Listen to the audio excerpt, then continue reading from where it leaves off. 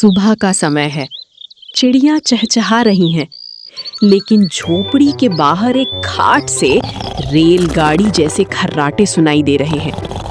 गौरी गाय गुस्से में खुर पटकते हुए वहां आती है। ओए होए, ओ खर्राटों के शहंशाह, उठ जाओ, वरना आज नाश्ते में ठंडे पानी की बाल्टी ही मिलेगी। सूरज सिर पर आ गया है और तुम अभी भी घोड़े बेचकर सो रही हो। बस 5 मिनट गौरी। सपना देख रहा हूँ कि दुबई के बुर्ज खलीफा की छत पर मखमली घास की बिरयानी सजी है। डिस्टर्ब मत करो। बिरयानी के ख्वाब छोड़ो, हकीकत में घर में सूखी भूसी भी खत्म होने वाली है।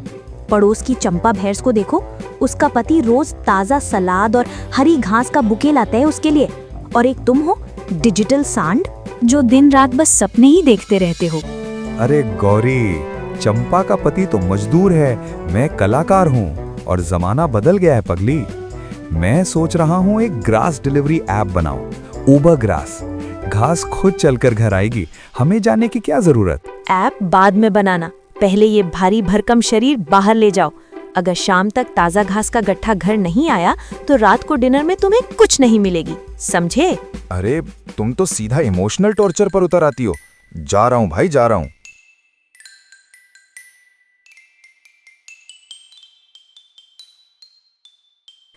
रास्ते में भोला को उसका दोस्त गप्पू मिलता है। अरे ओ भोला भाई, इतनी सुबह सुबह मुंह जैसे उबला हुआ आलू बना के कहाँ की तैयारी? भाभी जी ने फिर से बेलन चालीसा सुना दिया क्या? अरे क्या बताऊं गप्पू यार, गौरी को लगता है कि घास तोड़ना ही दुनिया का सबसे बड़ा काम है। उसे मेरी मॉडर्न सोच समझ ही नहीं आती। मैं तो घास नेटवर्किंग के बारे में सोच रहा था, पर वो कहती है कि पैर चलाओ दिमाग नहीं। तुम्हारी बात का कोई सर पैर तो होता नहीं, पता नहीं क्या क्या बोलते रहते हो। वैसे तुम्हारी आंखों का कीचड़ बता रहा है कि तुम भाभी जी के डर से निकले हो। वैसे भी मेरी मालकिन आज मायके गई है, मैं आजाद हूँ। चलो मैं भी चलता हूँ, साथ में थोड़ी गपशप हो जाएगी और घास की तलाश भी। हाँ ये ठीक है, अकेले जाने में बोरियत होती है। चल आज जंगल के उस पार वाली ठंडी वादियों में चलते हैं। सुना है वहाँ की घास पनीर जैसी मुलायम है। दोनों दोस्त हंसी मजाक करते हुए जंगल के काफी अंदर पहुंच जाते हैं।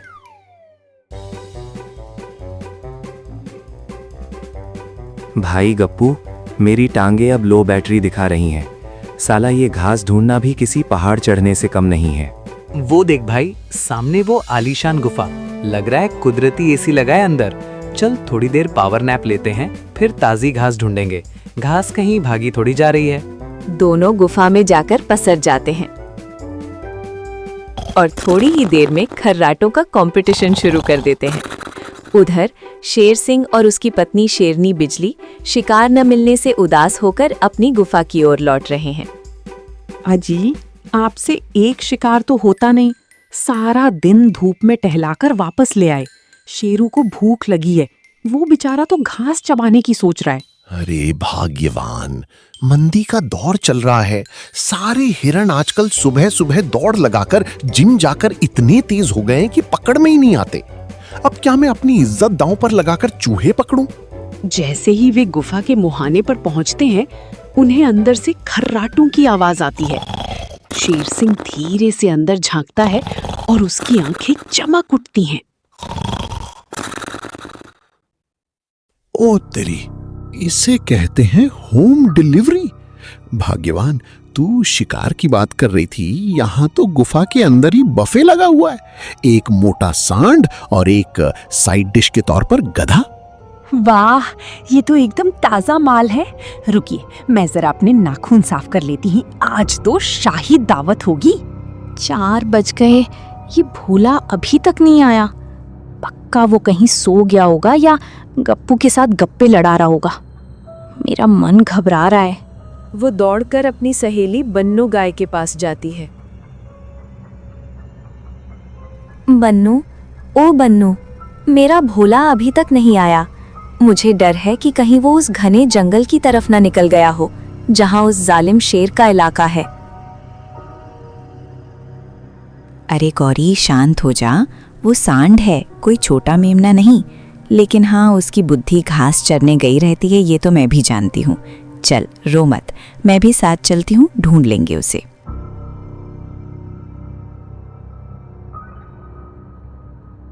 उसी समय गुफा की द्वार पर गौरी गाय अपनी सहेली बन्नू के साथ पहुंचती है। आज तो दावत होगी बिजली। देख ये सांड कितना मोटा है और साथ में ये गधा साइड डिश का काम करेगा। पहले किसे साफ करूं? अजय, सांड को ही दबोचिए। सुना है इसका मांस बहुत रसदार होता है। अंदर की बात सुनकर गौरी के पैरों तले जमीन खिसक जाती है। बन्नो, अनर्थ हो गया। वो नरभक्षी शेर मेरे पति भोला को खाने की योजना बना रहा है। मुझे कुछ करना होगा वरना मैं आज ही विधवा हो जाऊंगी। भागो गौरी, शेर से हम कैसे लड़ेंगे? नहीं, सींगों से नहीं, दिमाग से लड़ेंगे। जैसा मैं कहती हूँ वैसा नाटक शुरू करो। कैसा नाटक गौरी? ध्यान से सुनो बन्नो।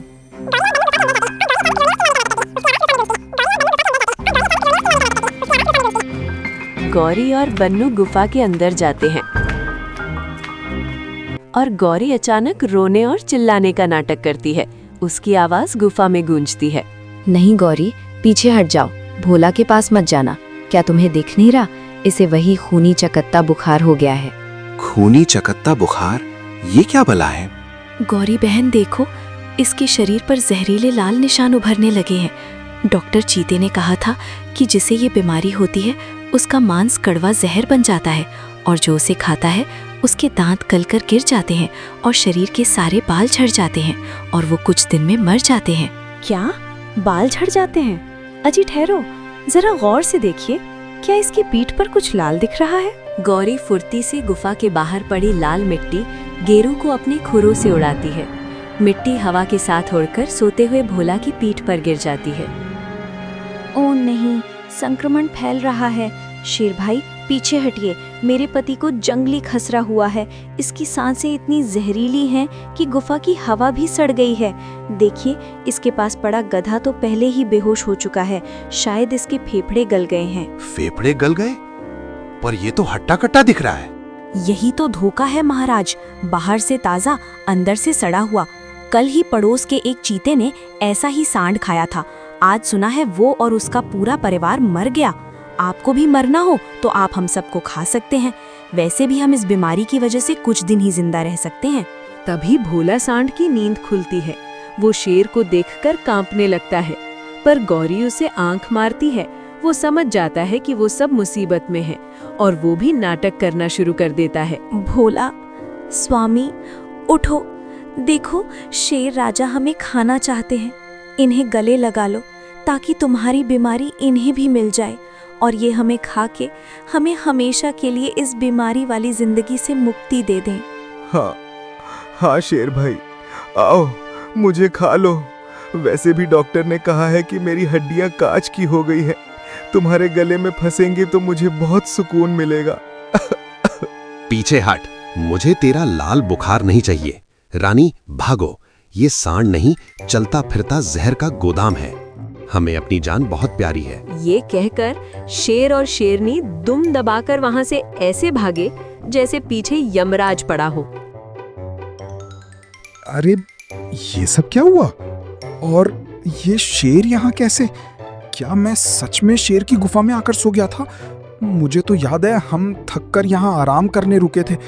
और गौरी, तुम यहाँ कैसे आ गई? वाह, सोते भी तो कहाँ, सीधे मौत के घर में। आप सो नहीं रहे थे, आपकी अक्ल कोमा में चली गई थी। अगर आज मैं और ये बन्नो अपनी जान हथेली पर रखकर ये बीमारी वाला नाटक नहीं करते तो अभी तक पंचू शेर आपकी दावत उड़ा चुका होता। अरे भोला भाई, भाभी ने तो शेर को ऐसा उल्लू बनाया कि वो अब अपनी गुफा का रास्ता भी भूल गया होगा। गौरी, मजाक अपनी जगह है, पर आज मुझे समझ आया। तुम हमेशा मुझे डांटती तो हो, पर आज तुम्हारी अक्ल ने मेरी जान बचाई। अगर तुम आज हिम्मत नहीं दिखाती तो मेरा नामो निशान मिट गया होता।